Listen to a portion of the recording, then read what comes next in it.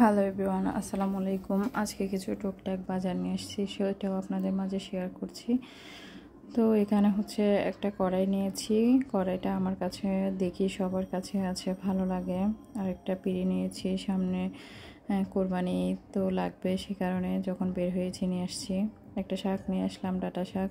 আমার কাছে ডাঁটা শাক ভালো লাগে চিংড়ি মাছ দিয়ে রান্না করলে। তো একটা বট নিয়ে আসছি। এদিকে নিয়ে আসলাম বেগুন, তিত করলা। এবছর এখনও তিত করলা খাওয়া হয় নাই, তো ভাবছি তিত করলা নিয়ে আসি। তো যখন আমি গিয়েছি আমার মনের মতো করে বাজার করে নিয়ে আসছি। যতই আপনাদের ভাইয়া আনুক না কেন, ওনাকে মনে করে করে বলতে হয় বাজার থেকে কী আনবে না আনবে। এগুলো এখন নিজে গেলে চোখের সামনে যা পরে যা লাগবে তা নিয়ে আসা যায়। তো আমসত্ত্ব বানাবো, সেজন্য কয়েকটা আমও নিয়ে আসছি। বেশি বানাবো না, আগে কয়েকটা বানাই ট্রাই করি বাচ্চারা পছন্দ করে কিনা, সেই কারণে 4টা আম নিয়ে আসছি। তো এইগুলাকে দিয়ে আমি আমসত্ত্ব বানাবো। এর মধ্যে আরেকটা লেবু নিয়ে আসছি। ওই ভাইয়াটা কয়েকটা দিয়ে দিতে চাইছিল, কিন্তু আমি অতগুলো নিয়ে নাই, একটাই নিয়েছি।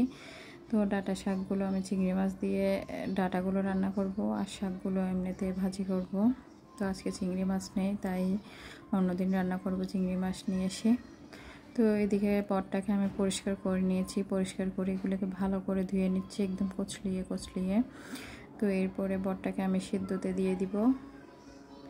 ভালো করে আগে ধুয়ে নিচ্ছি, সিদ্ধ করে তারপরে এটাকে আমি রান্না করে ফেলবো, আজকেই রান্না করে ফেলবো। তো এই তো নতুন কড়াইতে বট রান্না করা শুরু করে দিয়েছি। তো বেশি করে পেঁয়াজ দিয়ে দিয়েছি তেলের মধ্যে। তো পেঁয়াজগুলো দিয়ে আমি লাল লাল করে ভেজে নিয়ে বাকি মশলাগুলো দিয়ে দিব। আদা বাটা দিয়ে দিব 2-3 চামচের মতো। এরপরে রসুন বাটা দিয়ে দিব। আদা বাটা যত বেশি দিব তত ভালো হবে, কারণ সিদ্ধ হতে পারবে। তো রসুন বাটাটাও দিয়ে দিয়েছি। দিয়ে এগুলোকে আমি ভালো করে নাড়িয়ে ছাড়িয়ে একটু পানি দিয়ে নিব, যাতে করে মশলাগুলো লেগে না যায়। তো আমি হলুদ গুঁড়া, মরিচ গুঁড়া দিয়ে দিয়েছি। দিয়ে তারপর এর মধ্যে আমি মশলা গুঁড়োটা দিয়ে দিচ্ছি। তো এই পর্যায়ে আমি ভালো করে নাড়িয়ে ছাড়িয়ে নিব, নিয়ে এগুলোকে একটু কষিয়ে নিব। ভালো করে নাড়িয়ে ছাড়িয়ে কষিয়ে নিচ্ছি এগুলোকে। তো এদিকে অন্য চুলায় আমি শাক ভাজিটা বসিয়ে দেব।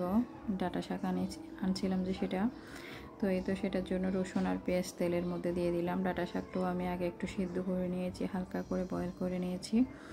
এর মধ্যে আমি এদিকে দিয়ে দিলাম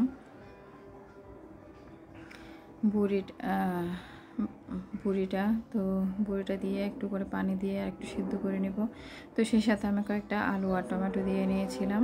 এদিকে আমি শাকটা বসিয়ে দিচ্ছি অন্য চুলায়, একসাথে রান্না করে নিচ্ছি দুটোটা।